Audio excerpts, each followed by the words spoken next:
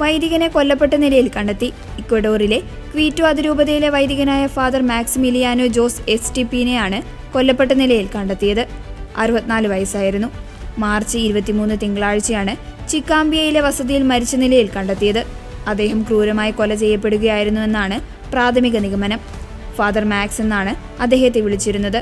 ക്വീറ്റോ അതിരൂപത സംഭവത്തിൽ അഗാധമായ ദുഃഖം രേഖപ്പെടുത്തി.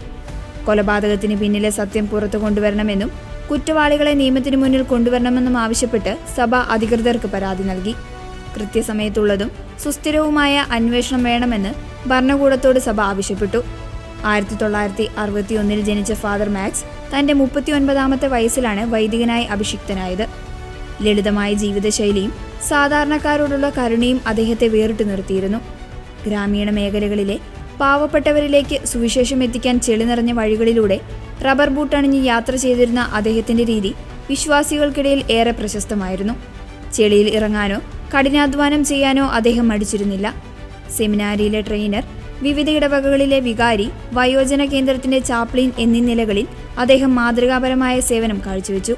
ഫാദർ മാക്സിന്റെ ഭൗതിക ശരീരം ചൊവ്വാഴ്ച വൈകുന്നേരം മുതൽ സാൻ ജുവാൻ ബാപ്റ്റിസ്റ്റ് ദേവാലയത്തിൽ പൊതുദർശനത്തിന് വെച്ചു. മാർച്ച് 25 ബുധനാഴ്ച വൈകുന്നേരം 3 മണിക്ക് ലാ അർമേനിയയിലെ സേക്രഡ് ഹാർട്ട് ഓഫ് ജീസസ് പള്ളിയിൽ വെച്ച് സംസ്കാര ശുശ്രൂഷകൾ നടക്കും.